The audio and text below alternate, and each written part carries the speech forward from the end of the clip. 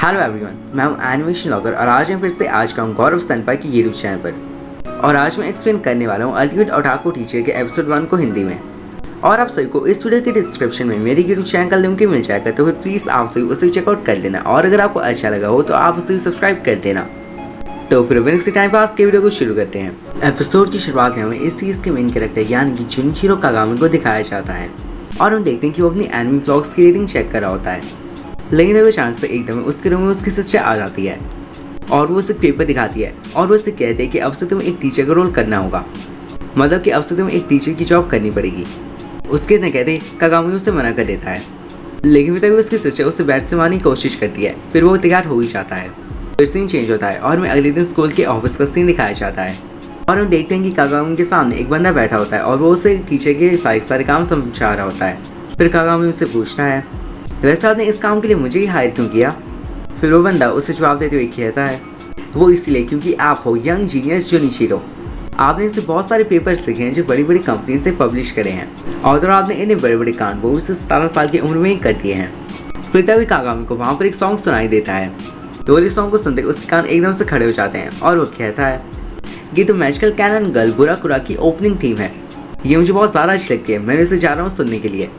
वाला बंदा कागामी को रोकने की बहुत कोशिश करता है, लेकिन कागामी तब तक वहाँ से चला ही जाता है।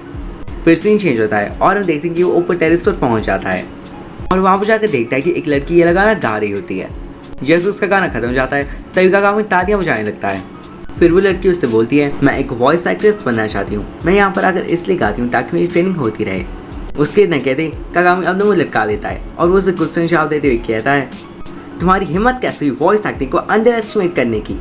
फिर हम देखते हैं कि कागामी उस लड़की को वॉइस एक्टिंग के बारे में बहुत ही ज़्यादा ज्ञान देने लगता है। फिर वो लड़की बहुत ज़्यादा गुस्सा आ जाता है और फिर उसके मुंह पर एक घूसा मार देती है। फिर सीन चेंज होता है और हमें क्लासरूम का सीन दिखाया जाता है और हम देखते हैं कि मिनाको एक नॉवल पढ़ रही होती है और तक मीनू वहाँ पर आकर उसे उसकी नॉवल छीन कर उससे कहती है, तुम बार बार ये बोरिंग नॉवल क्यों पढ़ती रहती हो, तुम हमारे साथ पहले की तरह बाहर क्यों नहीं आती? इतना कहते ही वो उसकी नॉवल फाड़ देती है और उसको दे देती है। और तक कागामी क्लासरूम में आता है और उसे देखकर ही सब सोचने लगते हैं कि क्या यार ये इतना अजीब से दिखने वाला हमारा टीचर है, क्या सच में जीनियस है? फिर कागामी एकदम से जोश में आकर उनसे बोलता है, मैं हूँ तुम्हारा नया फिजिक्स टीचर जुनिचिरो कागामी।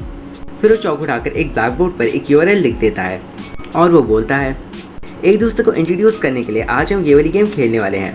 अगर किसी ने इस क्लास में मुझे हरा दिया तो उसे अगले हफ्ते वाले क्विज में ऑटोमेटिक फुल स्कोर दे दिए जाएंगे। तो ठीक है, चलो सभी ऑनलाइन हो जाओ। उसके इतने कहते सभी स्टूडेंट्स बहुत ज़्यादा खुश जाते हैं और वो सभी अपने फ़ोन में वोली गेम खेलने लग जाते हैं। फिर सीन चेंज होता है और हमें छत का सीन दिखाया जाता है और हम देखते हैं कि कागामी वहाँ पर खाना खा रहा होता है और उधर वहाँ पर मिनाको आ जाती है और उधर कागामी उससे बोलता है, वैसे दूसरे दिन हमेशा परेशान क्यों करते रहते हैं? डायरेक्ट कुलप्रिट्स मिहो और उसके 2 दोस्त हैं और जो बाकी के हैं वो तुमसे दूर रहते हैं ताकि वो इस चीज़ में इन्वॉल्व ना हो सके, है ना? वैसे तुम उनके खिलाफ लड़ाई क्यों नहीं करती? फिर हम देखते हैं कि मिनाको उसकी उस बात को इग्नोर कर देती है और वो सीख कहती है, तुम्हें पता है स्कूल में हर कोई आजकल तुम्हारे बारे में बातें करता रहता है, जैसे कि तुम बातें बहुत बड़ी बड़ी करते हो लेकिन तुम कभी भी किसी रिसर्च पर नहीं जाते हो और ना ही तुम कुछ वैसा करते हो जो फिजिक्स के टीचर को करना चाहिए। क्या तुम्हें बहुत ज़्यादा अजीब सा नहीं लगता? फिर कागामी उससे जवाब देते हुए कहता है, ये अजीब नहीं है, मैं बस एक एनिमेटर बनाना चाहता हूँ। मैं थ्योरेटिकल बैकग्राउंड के साथ प्रूव करूँगा कि ये बन सकता है। जब मैं कॉलेज में था तब मैं इतना सक्षम था कि मैं इसकी ब्लूप्रिंट्स बना सकता था। वैसे तो सेकंड सेंचुरी में बनाया जाना था लेकिन वो उससे पहले ही बन सकता है, पर ये असली का मज़ा था। फिर मिनाको उससे बोलती है, पर तूने तो इसके ऊपर कोई रिसर्च करी ही नहीं। फिर कागामी उससे बोलता है, मुझे बचपन से फिजिक्स और साइंस में इंटरेस्ट नहीं था, मैं तो एक वायरी हूँ। उसकी तरह कहती मिनाको थोड़ी सी कंफ्यूज आती है। फिर मिनाको उससे बोलता है, मैं बस वही कर सकता हूँ जो मैं करने के लिए हूँ। फिर मिनाको उसे गुस्से में जवाब देती हुई कहती है, तो तुम्हारी प्रॉब्लम क्या है कि मैं एक वॉइस एक्ट्रेस बनूँ? फिर कागामी उससे कहता है, वॉइस एक्टिंग स्पेशल होती है, वॉइस एक्टर्स गॉड्स होते हैं जो एनिमे के कैरेक्टर्स को बिल्कुल असली जैसा बना देते हैं, मेरा मतलब कि वो उनमें जान डाल देते हैं। फिर मिनाको उससे कहती है, मैं एक हीरो बनने वाली हूँ। उसके इतने कहते कागामी थोड़ा सा कंफ्यूज आता है। फिर मिनाको उससे कहती है, अगर मैं वॉइस एक्ट्रेस बन जाऊँगी तो मैं एक हीरो भी बन ही जाऊँगी। फिर हम देखते हैं कि कागामी को उसके फ़ोन पर एक नोटिफिकेशन आता है और वो नोटिफिकेशन होता है ईस्ट सीन में हाई एक्स से। फिर सीन चेंज होता है और हमें रात का सीन दिखाया जाता है और हम देखते हैं कि मिनाको अपने घर जा रही होती है और फिर हम देखते हैं कि पीछे से कोई बंदा उसका पीछा करता है। फिर मिनाको को जैसे ये बात पता चलती है वो एकदम से दौड़ने लग जाती है फिर वो एक दीवार के पीछे जाकर छुप जाती है और फिर हम देखते हैं कि वहाँ पहले से एक बंदा खड़ा हुआ होता है और फिर वो उसे पीछे से पकड़ लेता है। लेकिन फिर तभी इन मौके पर कागामी वहाँ पर आकर उसे बचा लेता है और फिर वो दोनों पार्क में भाग जाते हैं। फिर मिनाको इससे कहती है तो वो तुम थे जो मुझे आप पीछा कर रहे थे। फिर कागामी उसे जवाब देते हुए कहता है वो तो इस वेबसाइट की वजह से था। फिर कागामी उसे वही वेबसाइट दिखाता है, ये उनके हाई स्कूल की अंडरग्राउंड वेबसाइट है। और कागामी उससे कहता है मिहो ने तुम्हारी फ़ोटो इस साइट पर अपलोड की है, इसलिए मुझे तुम्हारी थोड़ी सी चिंता हो गई। फिर मिनाको इससे कहती है तो तुम थे जो मेरा पीछा कर रहे थे। फिर कागामी उससे जवाब देते हुए कहता है ये तो इत्तेफाक से हो गया कि असली में भी एक लड़का तुम्हारा पीछा कर रहा था। फिर हम देखते हैं कि मिनाको कागामी को उसका एक पास्ट बताने लगती है और वो कहती है मेरी फैमिली में बहुत सारे इश्यूज थे बहुत पहले मैं मिहो और बाकियों के साथ बाहर जाया करती थी और फिर ऐसा करते करते मैं उनकी लड़ाइयों में भी उनके साथ शामिल होने लग गई। फिर एक दिन मैंने इंटरनेट पर देखा कि अगर तुम्हारी दुनिया में कोई भी एक हीरो नहीं है तो तुम खुद ही एक हीरो बन जाओ। वो शब्द मेरी ज़िंदगी का मतलब थे और जब मैंने इस पर थोड़ी सी रिसर्च करी तब मुझे पता चला कि एक एनिमे के वर्ड से, जिस एनिमे का नाम था मैजिकल कैनन गलबुराकुरा, तब मुझे एहसास हुआ कि एनिमे के वर्ड्स भी किसी की ज़िंदगी को सुधार सकते हैं। इसलिए मैं एक वॉइस एक्ट्रेस बनना चाहती हूँ, तभी इसी से मैं एक हीरो बन पाऊंगी। फिर सीन चेंज होता है और मैं अगले दिन स्कूल का सीन दिखाया जाता है और हम देखते हैं कि मिनाको को मिहो और उसके दोस्त बुलाते हैं और फिर मिहो मिनाको से कहती है मैंने सुना है कि एक वॉइस एक्ट्रेस अपनी आवाज़ को अच्छी करने के लिए कुछ भी कर सकती है ना? अगर तुम्हें पियोगी तो फिर इससे तुम्हारी आवाज़ पहले से और भी ज़्यादा अच्छी हो जाएगी। फिर हम देखते हैं कि मिनाको उनकी बातों में आकर उसे पी लेती है। फिर हम देखते हैं कि कागामी को भी आसपास के बच्चों से ये वाली बात पता चल जाती है। फिर वो एकदम से मिनाको के पास जाता है और वो उससे कहता है तुम्हारी आवाज़ तो ठीक है ना? फिर मिनाको उसे जवाब देते हुए कहती है पहले मुझे ऐसा लगा कि अगर मैं इसे पी लूँगी तो मैं मर जाऊँगी। और फिर हम देखते हैं कि मिनाको की आवाज़ बहुत ज़्यादा अजीब सी हो जाती है। मिनाको को भी ये बात पता होती है लेकिन वो इसे अनदेखा कर देती है। फिर कागामी उससे कहता है ये काम मिहो और उसके दोस्तों का ही है ना? फिर मिनाको उससे बोलती है मैं अपने बीते हुए कल के साथ लड़ाई कर रही हूँ, तो प्लीज़ तुम उससे दखल अंदाजी मत करना। उसके इतना कहते कागामी वहाँ से चला जाता है। फिर सीन चेंज होता है और वह शाम को छत का सीन दिखाया जाता है और हम देखते हैं कि कागामी ने मिहो और उसके दोस्तों को वहाँ पर बुलाया होता है और वो उनसे कहता है तो क्या तुम्हें मिनाको के साथ सच में छेड़छाड़ कर मज़ा आया? फिर मिहो उसे जवाब देते हुए कहती है ओए तुम किस बारे में बात कर रहे हो, मुझे इसके बारे में कुछ भी नहीं पता। फिर कागामी नीचे आते हुए उनसे कहता है कूल, मैं तो इसे सुनना चाहता था ताकि और भी ज़्यादा इंटरेस्टिंग हो जाए। मैं तो लोगों को परेशान करने के लिए माफ़ी चाहता हूँ। इतना कहते वो वहाँ से चला जाता है। फिर सीन चेंज होता है और वह एक शॉप के बाहर का सीन दिखाया जाता है और फिर मिहो अपने दोस्तों से कहती है मुझे ऐसा लग रहा है कि वो कागामी हम पर शक कर रहा है। फिर मिहो की दोस्त उससे कहती है मुझे तो ऐसा लगता है कि उसने हमारी वाली वेबसाइट को हैक कर लिया है। फिर मिहो उससे कहती है मुझे नहीं पता कि उस वेबसाइट को किसने बनाया है, लेकिन इसकी सिक्योरिटी बहुत ज़्यादा हाई है, तो मुझे तो नहीं लगता कि कोई भी उसे हैक कर सकता है। फिर हम देखते हैं कि वहाँ पर खड़े खड़े मिहो के एक फ्रेंड को उसका एक मैसेज आता है, वो भी उसी वेबसाइट के थ्रू।